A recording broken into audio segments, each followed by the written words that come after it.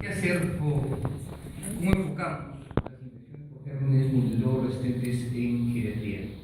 Este es un caso de un paciente de 94 años que tiene múltiples comorbilidades, ingresa por shock séptico, punto de partida pulmonar o de centro abdominal, recibe meropenema, metrocresol por 15 días, evoluciona favorablemente desde el punto de vista clínico y laboratorial. Sin embargo, nos hacen interconsulta porque reaparece la fiebre, 3 de 4 hemocultivos positivos de estafilococo coagulasa negativo, meticilino resistente, lo cultivo con cambia, un poco polinémico, taquicárdico, deterioro neurológico, pero en el cultivo de secreción bronquial aparece gran cantidad de vacilos negativos hasta el cuarto cuadrante en la carga de la sangre y un antibiograma con multidrogoresistencia, motivo del cual se aísla una pseudomonas aeruginosa, multidrogorresistente, simplemente sensible solo a colistina, esto por disco, todo lo demás por MIC, y un estafilococo aureus meticilino resistente en altísimas concentraciones. Una radiografía de tórax donde simplemente se veía la resolución del cuadro anterior, motivo del ingreso del paciente. Por lo tanto, nosotros nos tenemos algunas alternativas, ¿no es cierto? Ya vayan pensando ustedes qué le dan. Meropenema, inclusión continua, meropenema, inclusión continua más vancomicina, por el estafilococo, por las pseudomonas, vancomicina con dosaje, colistina con vancomicina, colistina, nos empezamos a rellenar las cosas en la cabeza, o simplemente no requiere tratamiento. Bueno, la respuesta es nada, solución salina, ¿sí? Porque todos son contaminantes. Entonces, no todo lo que encontramos en laboratorio significa que tenemos que tratar, ese es el primer mensaje. Era un paciente con fiebre con antibióticos, colonización bronquial por GMBD, así que nebulícenlo con amikacina y contaminación térmica con estafilococo coagulasa negativo. Bien, ¿cuáles son las características más importantes en adultos mayores, infección en adultos mayores? En el hospital nosotros tenemos que el 70% de hospitalizaciones altas de medicina son adultos mayores. Más del 80% de hospitalizaciones de adultos mayores son por infecciones. Más del 70% de neumonías intrahospitalarias o infecciones intrahospitalarias o asociadas a cuidados de la salud son adultos mayores. La mayor tasa de reingresos hospitalarios son adultos mayores. Las estancias hospitalarias son más prolongadas en adultos mayores que en el resto de la población.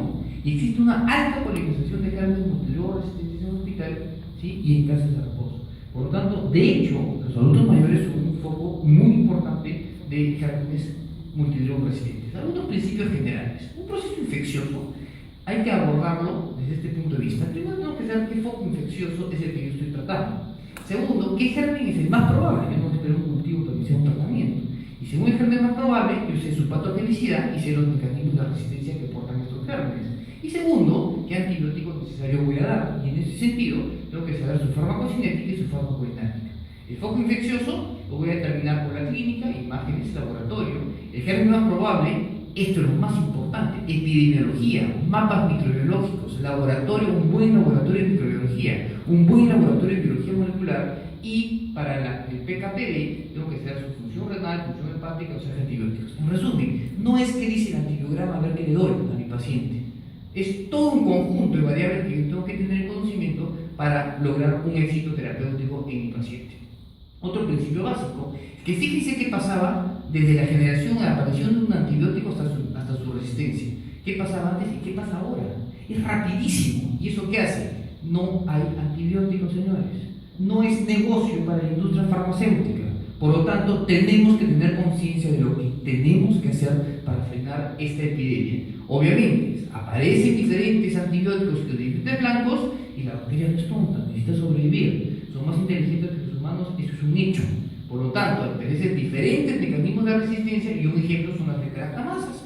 Beta-lactamasas que tenemos diferentes tipos y hay algunas como las cefalosporinasas que no solo me generan primariamente resistencia a penicilina y cefalosporinas, sino que también a carbapenems y monobactam. Por lo tanto, ¿qué opciones terapéuticas?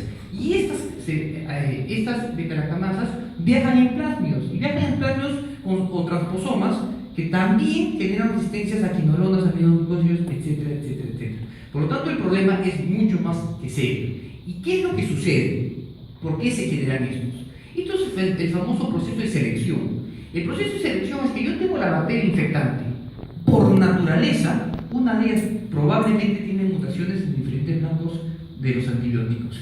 Estas mutaciones espontáneas, lo que yo voy a hacer es barrerme con el antibiótico, estas sensibles, y esta que tiene la mutación se reproduce y estoy seleccionando positivamente los mutantes. Lo otro es me barro todos los sensibles, pero de la infección, pero por otra parte del cuerpo están emergiendo aquellas que eran resistentes. Cuando nosotros damos un antibiótico para el pulmón, no es que solo para el pulmón, va hasta el pelo y hasta la uña. Por lo tanto, vamos a seleccionar todos esos gérmenes que puedan estar potencialmente controlados y estos son los que después infectan a mi paciente. Y en tercer lugar, que genera resistencia, y esta resistencia, a través de mecanismos genéticos, pasan a otras bacterias a través de transferencia de plasmidos. Y la última es que yo puedo inducir la resistencia. Cefoxitina, ceftriaxona, ¿sí? Induce. ¿De qué manera? Nosotros tenemos, por ejemplo, una enzima, ¿sí? Tenemos el conocimiento de una enzima AMC, que es una beta-lactamasa, en donde, si yo tengo una cepa, un Enterobacter, por ejemplo, que tiene un desrepresor del AMC, normalmente la destrucción normal de la bacteria va a evitar que este AMC se produzca o se sobreproduzca. Cuando damos cefoxitina, cuando damos ceftriaxona, lo que vamos a hacer es que la misma cepa se convierta en una desrepresión de AMC por inhibición de este desrepresión, inhibe al inhibidor y de esa manera se sobreexpresa el AMC. O por último, seleccionamos mutantes en este desrepresor que sobreexpresa AMC. Entonces, ahí sí el antibiótico durante el tratamiento puede generar multidrogoresistencia. Eso sucede, por ejemplo, con Enterobacter cuando lo tratamos con ceftriaxona. Por lo tanto, a pesar de que el antibiograma nos diga que es sensible a ceftriaxona, no se debe usar cefalosporina de tercera generación en Enterobacter, en Morganella y en otros gérmenes. Claro, nosotros pensamos que este es un problema en Estados Unidos, en las enterobacterias resistentes a carbapenem, cómo van creciendo durante los años, o en la región, la E. coli MDR, Pseudomonas MDR, Bowmani MDR, ¿no es cierto? Igualito, KPCs, que dicen que en Perú no existe, mentira, lo que pasa es que no la buscamos. Esto es en el hospital. Fíjense, E. coli fuera de la UCI, miren estas resistencias. E. coli dentro de la UCI, miren las resistencias. Pseudomonas fuera de la UCI, dentro de la UCI. A Hospital Almenara, un poco más grande. Fíjense, no importa de dónde venga la E. coli, más del 50% B positivas. ¿Sí? Pseudomonas aeruginosa, más del 53% resistente a carbapenem. Estafilococos, 72% MARSA en no UCI, 91% MARSA en UCI. Sector privado, Clínica San Felipe, laboratorio donde yo trabajo, un análisis de 6 años. Fíjense cómo está aumentando en todos los gérmenes productores de BLES. Fíjense cómo está aumentando con los años. Klebsiella, 67% productora de BLES. Y eso no es que está en el hospital, entro al hospital y fuera del hospital. En hemocultivos que a mí me llegan de la clínica y me llegan de pacientes ambulatorios, entre comillas, en sus casas, las diferencias ya no son marcadas. Por lo tanto, esto ya no es un problema del hospital, es un problema de la comunidad. Y algo tenemos que hacer. Carbapenems resistentes, Pseudomonas resistente a carbapenems en pacientes hospitalizados y en pacientes ambulatorios, casi 50%. Por lo tanto, esto es un verdadero problema. ¿Y eso qué ocasiona? Simplemente la multidrogoresistencia ya me genera un problema de mortalidad en mi paciente, porque obviamente no sé qué le voy a dar al paciente. Y esto es una variable única, bacilo multiresistente, para que me conlleve una terapia inadecuada y por lo tanto ocasione mortalidad del paciente. Es un estudio clásico de Patterson en donde evalúa cómo la terapia inapropiada en pacientes con bacteriemia Klebsiella B positiva me genera mayor mortalidad. Claro, los que usaron carbapenem de inicio son los que menos muerte tuvieron. Y este es otro estudio de Tumarello en donde demuestra casi lo mismo. Pero eso no significa que a todos los pacientes pueden utilizar carbapenem, como vamos a ver posteriormente. Fíjense qué pasa en geriatría. Estos son los factores de riesgo entre bacterias productoras de BLES. Uso prueba de antibióticos. ¿Qué paciente usted no usa antibióticos? Pipetazo, 11%. Sonda urinaria. Vivir en hogares de cuidado. Infecciones recurrentes.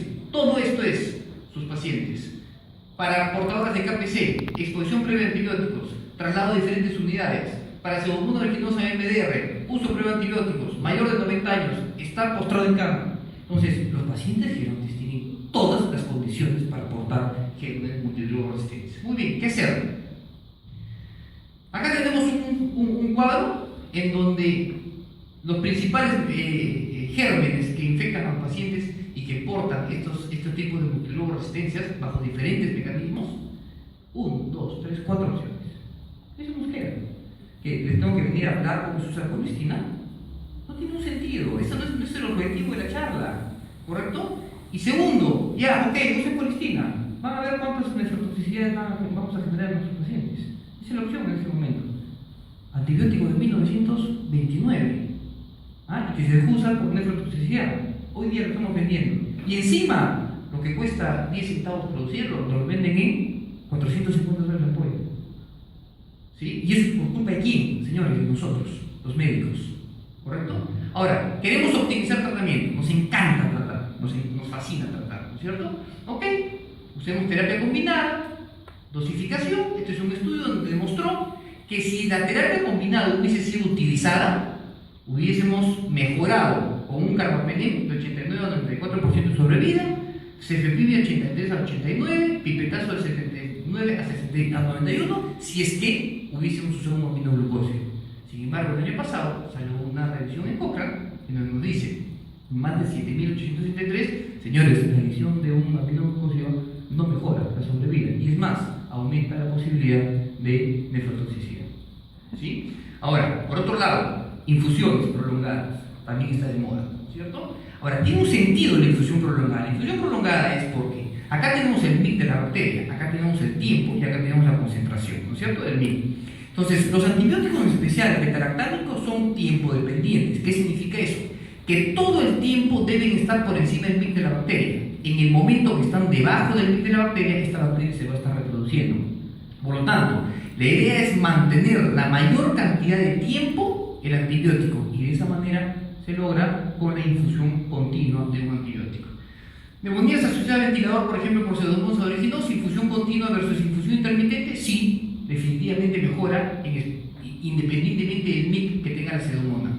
De 100% infusión continua a 77% intermitente y de 81% mayores de 0.5 miligramos por litro a 29%. Entonces sí hay evidencias en las que la infusión continua puede mejorar. Este es un estudio que evaluaron simplemente farmacodinamia utilizando simulación de Monte Carlo y vieron qué pasaba con cefepime y meropenem. Y lo que se vio es que la mortalidad asociada a la infección se redujo en 69%. La estancia hospitalaria asociada a la infección fue más corta, se observaron menos sobreinfecciones y algunos pacientes con Pseudomonas aeruginosa no susceptibles fueron tratados exitosamente con infusiones en 3 horas. Entonces no hay duda que bajo ciertas circunstancias esa característica farmacocinética y farmacodinámica de los beta-lactámicos va a favor de usar la infusión continua versus la infusión intermitente. Piperacillina tazobactam, igual un estudio que evaluó continuo intermitente, las cifras son evidentes, correcto, 194 pacientes en donde se demostró, ¿sí?, menor mortalidad y menor estancia hospitalaria. Pseudomonas aeruginosa es un serio problema en resistencia y en ustedes, tracto respiratorio, tracto urinario, además de todas las otras infecciones que pueden producir. ¿Qué hacemos para controlar la Pseudomonas aeruginosa? Primero, hay que aumentar la probabilidad de terapia adecuada, considerar el MIC. Pregunto, ¿quién hace MIC en los hospitales? Mejor ni pregunto cómo son los laboratorios de microbiología en los hospitales. Nosotros los clínicos tenemos que forzar que nuestro laboratorio sea de calidad, porque ahí parte el éxito de la terapia y el control de antimicrobianos. Estratificar la infección para no cubrir Pseudomonas innecesariamente en las salas. ¿Sí? Yo tengo que saber, por eso le digo, qué germen es el más probable y no dar carbapenem a todo el mundo, porque carbapenem a todo el mundo, meropenem a todo el mundo, lo que estamos ocasionando es seleccionando cepas resistentes cuando la Pseudomonas ni siquiera tocaba ver en el entierro. Y segundo, descalonar. Aprendamos a descalonar cuando tengamos el germen, pero si no tenemos el germen, nunca vamos a descalonar. No, déjalo así nomás, está yendo bien, ¿para qué se lo cambias? ¿Para qué se lo cambias? Para que no se le seleccione la Pseudomonas que mañana te va a infectar a tu paciente, en especial en ustedes que tienen tantas tasas de reingreso de los pacientes. Obviamente, tengo que saber cuáles son los mecanismos de resistencia. Todos estos son los mecanismos de resistencia que tiene Pseudomonas aeruginosa.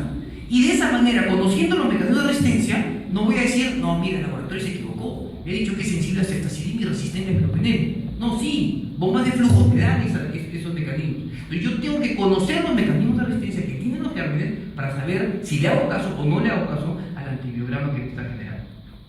Y para MDR Pseudomonas hay múltiples combinaciones. La verdad que si me pongo a hablar de eso no terminamos nunca. Pero lo cierto es que sí hay diferentes combinaciones. ¿Qué carbapenem usar? Obviamente, si hay sospechas de Pseudomonas, no hay duda. Si el paciente es inestable, tengo que usar meropenem. porque la probabilidad de pseudomonas existe. Pero si yo encuentro, se estabiliza el paciente, puedo adoptar ertapenem. Y la ventaja del ertapenem es que tiene la misma cobertura que tiene meropenem, pero que no cubre pseudomonas aeruginosa porque tiene unas PBPs que no pegan al ertapenem. Y esas cosas son las que tenemos que saber. Es menos importante hablar de lo que tenemos que hacer para tratar de medir de lo que no debemos hacer. Y para eso tenemos que hacer uso racional de antimicrobianos. ¿Cuál es la causa de resistencia antibiótica? Uso y mal uso. ¿Quién lo hace? Los médicos, señores. ¿Correcto? El 50% de uso de antimicrobianos es innecesario o inapropiado. ¿Y un uso racional qué es? Es un enfoque racional, sistémico de la utilización de agentes antimicrobianos con el fin de lograr resultados óptimos. Y los objetivos es promover mejores resultados, reducir toxicidad y reducir costos. Hay 4 R's o 4 C's en español. El antibiótico correcto, tengo que hacer mis guías.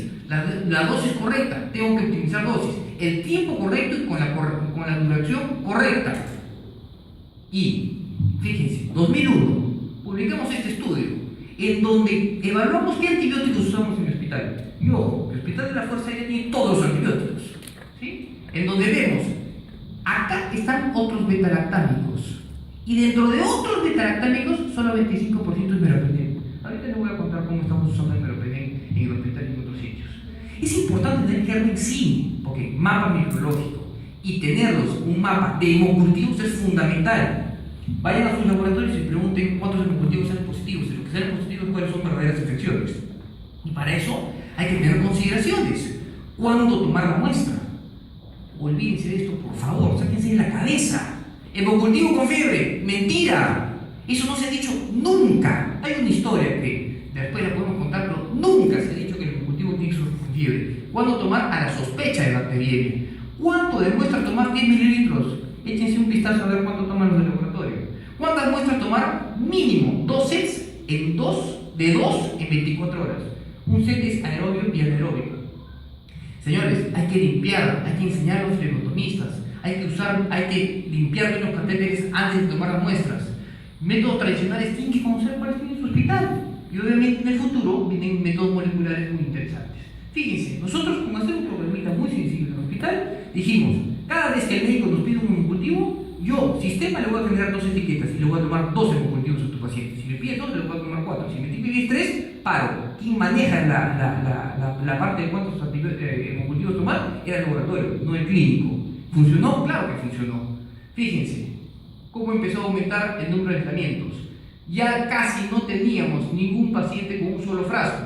Todos tenían 2 frascos. Y obviamente encontrábamos la misma bacteria en 2 frascos.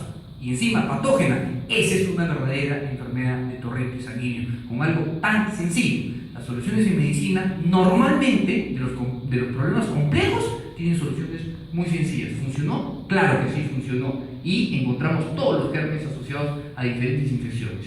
Regresando al programa de antibióticos, tenemos que tener guías, tenemos que educar, tenemos que optimizar dosis, tenemos que descalonar, algo muy difícil. Y nosotros en el hospital, ¿qué hicimos? Representantes de diferentes servicios, nos reunimos, hicimos el lineamiento para neumonía, generamos una ficha para neumonía, lineamiento para infección urinaria, generamos una ficha para infección urinaria, que nadie me la llenaba, dicho sea de paso, y lineamientos para profilaxis quirúrgica, ¿correcto? Una ficha para profilaxis quirúrgica y estos son los antibióticos que pusimos de reserva. Todos estos.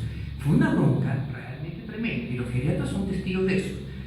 Hasta me dijeron que ojalá mi madre nunca se hospitalice en ese hospital. Y de esta manera es que se pedía el antibiótico. Bueno, ¿funciona? Sí funciona. Primero que corroboramos que la mayoría de infecciones estaban en estos 3 rubros. Segundo que, fíjense, acá está el problema. Carbapenems, ceftriaxona. Simplemente con empezar el programa, ¿cómo se redujo el número de antibióticos? ¿Cómo se redujeron los costos? Esto es usar plata en otras cosas, ¿sabes? En el hospital, por si acaso. Y fíjense el ahorro en dinero. Y lo más importante, ¿cómo cayó ceftriaxona? Ceftriaxona es un antibiótico que, ¿sabes qué? Ojalá nunca hubiese aparecido. Créanme. Dejen de usar ceftriaxona. El principal potente e inductor de resistencia es ceftriaxona. Tenemos otras opciones, ¿correcto?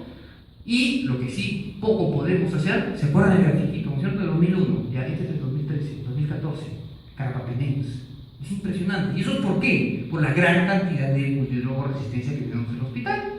Claro, uno puede decir, oye, has dejado de usar antibióticos, pero se está muriendo la gente. Mentira, no se muere la gente. Sí, no se muere, pero se mueren más de infecciones. Mentira, no se muere ni por causas generales, ni por infecciones se muere más la gente. Por lo tanto, sí funciona. Es muy difícil, pero sí funcionan estos mecanismos. ¿Qué no hacer? Nuevamente, se reacciona. Solo utilicémoslo cuando realmente es necesario. No hay duda que meningitis, algunas sí. Pero su uso indiscriminado en un ambiente donde ya existen, o sea, todos nosotros, puede empeorar el problema. Quinolonas. Con decirles que en el hospital saqué el disco de ciprofloxacino de orinas. Listo, para que nadie use quinolonas. ¿Por qué? Porque la resistencia es impresionante y solo usarlas en infecciones en donde lleguen bien a hueso, a próstata y dejarlas para esas infecciones. Tigecyclina. Mira, siempre usarla en asociación. Nunca la usen sola. ¿Correcto? Segundo, nunca la usen en bacterias. Y tercero, nunca la usen en infecciones urinarias. Porque tiene una penetración de tejidos tan altas que no queda casi nada de sangre, se me permite un periodo, por lo tanto no pasa a orinas. ¿Correcto? ¿Cuándo usar tigecyclina? Le dieron con palo a la tigecyclina. Pero usualmente cuando el paciente es alérgico al hiperacálico, cuando tiene BLES dependiendo de la severidad y sitio de infección, cuando tenemos fluoramixa por MARSA y en combinación para productoras de KPC o Acinetobacter baumannii. Aminoglucósidos. La monoterapia definitivamente no va a 3 minutos, ¿correcto? Ya termino. Sin embargo, para infecciones de otros sitios, los pacientes tratados con aminoglucósidos como agente único tienen un resultado clínico peor que los pacientes con un antibiótico beta-carotenoide. Entonces, ya el aminoglucósido es un antibiótico que lo tenemos que reservar para ciertas condiciones muy especiales. Fosfomicina, sí, es una buena opción. Simplemente no tenemos en el Perú la endovenosa, por lo tanto, es un antiséptico urinario y suele utilizarla para ictus no complicadas. Usar en vez de antibiótico oral o sistémico y muy activas efectivamente para BLES, pero muy poco para KPCs que nosotros no identificamos. Y con esto termino. Señores, la medicina es arte, filosofía y ciencia. Y yo critico acá. Nosotros somos demasiado científicos. Y de la P a la P hay una diferencia importante. Del paper al paciente. No es todo lo que dice el paper. Es el arte y la filosofía que yo debo tener en el trato del paciente. La racionalización en medicina no se realiza en el que lo necesita, entendamos eso, sino en el que no lo necesita. ¿Cómo lo logramos? Conversando, planificando, haciendo protocolos y teniendo lo que realmente se necesita en un hospital. En conclusión, los pacientes de la tercera edad tienen mayor riesgo de infectarse y con gérmenes multidrogorresistentes. Las infecciones con gérmenes MDR generan más mortalidad. La resistencia antimicrobiana viene en aumento y a velocidad acelerada. El uso racional de antimicrobianos es el pilar fundamental en el control. Para el tratamiento de gérmenes MDR hay que tener el germen, estudiar sus mix, establecer los mecanismos de resistencia y tratarla en forma individualizada. Y, señores, desescalonen cuando sea posible. Muchísimas gracias.